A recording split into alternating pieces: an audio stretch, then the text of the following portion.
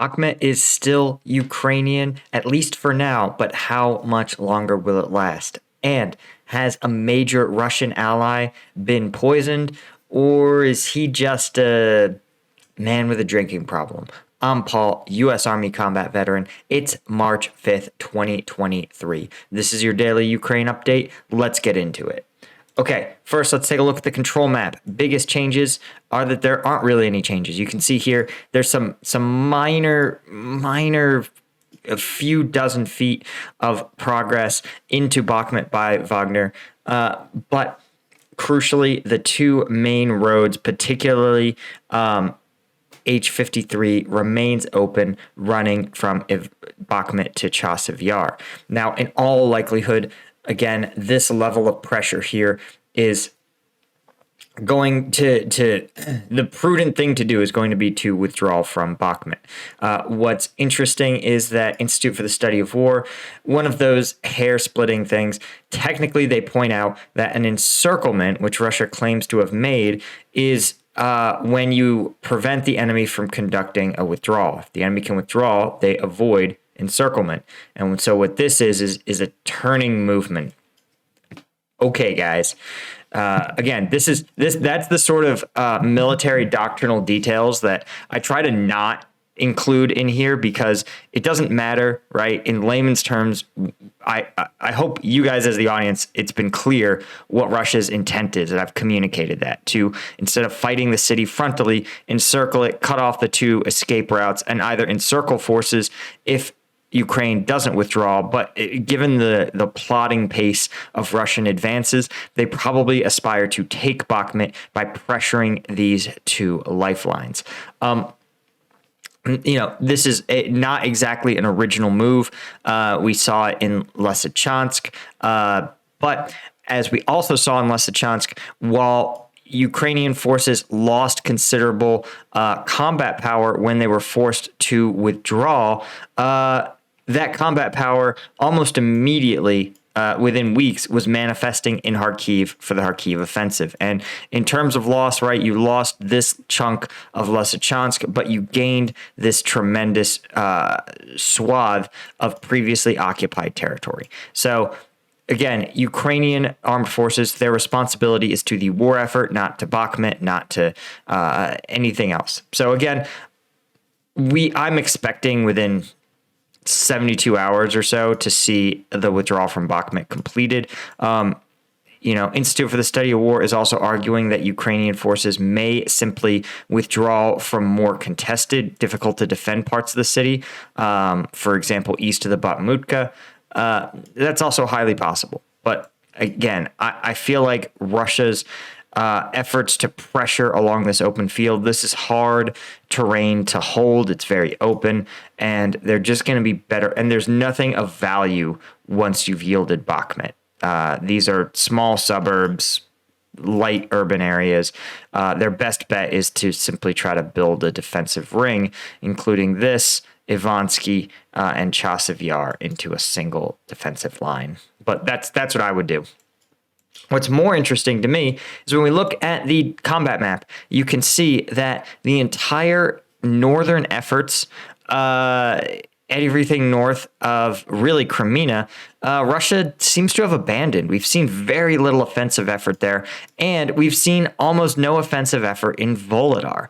And this may be because, according to some reports, the commander of Volodar is in hot water. The Eastern Military District commander was called in front of Sergei Shoigu, and they are going to assess the possibility of further offensives in that direction. That's probably because the Russian forces have suffered an almost comical level of losses during this 3-week offensive near Volodar, and severe personnel and equipment constraints are likely preventing Russian forces from making even marginal advances.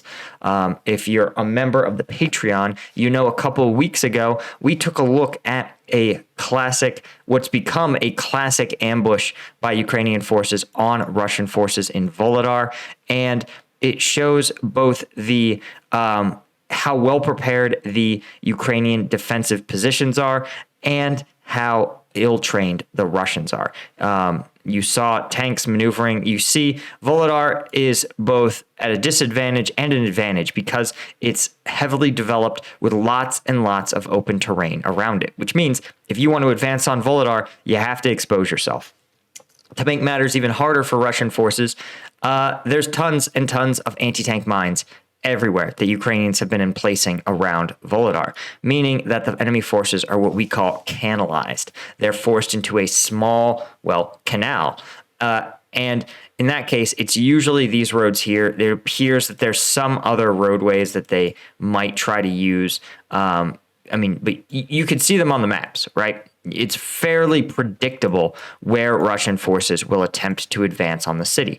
And what happens is, of course, Ukrainian anti-armor teams will detect these advances long before they get close to Volodar, because again, you fly a drone here with open terrain, you probably see well into Pavlivka. So you put your anti-armor teams in place, they disable the lead vehicle and the trail vehicle, and then when the panic drivers try to turn around or try to do vehicle recovery by pulling over to the shoulder is mined. And so this has just run again and again and again and again, and Russian forces simply have not reevaluated anything about this tactic, which is insane because it's burned off a frightening amount of armor. It really has disproportionately caused losses, and their commander Muradov has had his reputation absolutely destroyed, in addition to his entire naval infantry brigade. So, not a great sign. But here's the even strangest part of the news today. Ramzan Kadyrov. This is the head of Chechnya, a dictator with a pretty bad reputation, both a dumb guy and also a bad guy. He is allegedly, now I'm going to bear in mind, the reporting right now is kind of loose, right? It's not the strongest U.S. outlets, but English language outlets, excuse me. But Kadyrov is seriously ill amid fears of poisoning, so much so that he has refused care by his Russian doctors and is being treated it says in the UAE. I think they mean by a doctor from the UAE. So it's supposedly a kidney illness. His recent appearance has been bloated. And it's really worried a number of people. Let's see if we can find a picture. I found a picture recently. Yeah, here we go. Kadyrov poisoned. Kadyrov is failing due to poisoning. He's being treated in the UAE as he fears Russian doctors will kill him. Even when he goes to Grozny for a short visit, the doctor from Abu Dhabi comes. And here he is in February 27th, and here he is March 3rd. This level of swelling is not from hitting the snack bar, DoorDashing Chinese food. This level of facial swelling, this is what do they call it? Edema is when it's fluid. But yeah, this is a sign of probably some really, here we go, kidney failure, facial swelling. What happens when kidneys start to fail, they don't remove extra fluid, which builds up in the body, causing swelling in the face. So this is just kidney failure. He's maintaining that he's been poisoned. This seems like a weird way to poison somebody. We know that Putin tends to solve his problems quickly, and kidney failure gradual kidney failure is not one of them. What can cause kidney damage or kidney failure is, of course, large blood loss, blood pressure medications, a heart attack, heart disease, infection, liver failure, use of certain types of drugs, including aspirin and ibuprofen, and, of course, anaphylaxis. So this is interesting because none of these things seem to be severe burns and dehydration. None of these are things that Kadyrov seems to have, right? He's actually by dictator standards, he is a appropriate height, weight, proportional guy. no evidence that he's not a candidate for a heart attack. He's young, again, in his 40s, I think. Just all in all, probably not any of these things. Again, liver failure. He's literally too young to be dying of liver failure, even if he is a problem drinker. So he may be right. He may be right. His kidneys may have been damaged due to a poison or some other more specific cause, like an injury. It talks about lupus, certain chemotherapy drugs, antibiotics, but it's a tough one to say. Of course, if he was to destroy his health through his own efforts, well, this is exactly what he'd say. But this is dramatic. This is lifestyle kidney failure.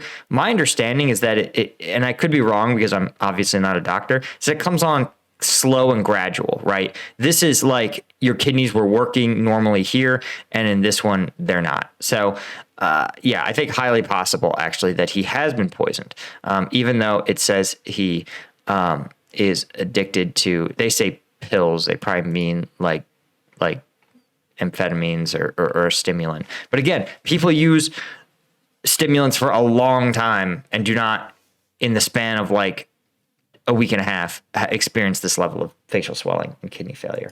So the mystery deepens, guys. Anyway, if you guys want access to the uncensored combat video breakdowns, the kind that YouTube will not let me show you, you want to become members of the Patreon. I think I actually have to update this.